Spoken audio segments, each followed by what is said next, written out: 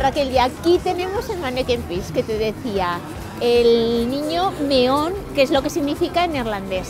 Realmente es una figura, ya ves, de unos 50 centímetros más o menos. ¿Qué simboliza?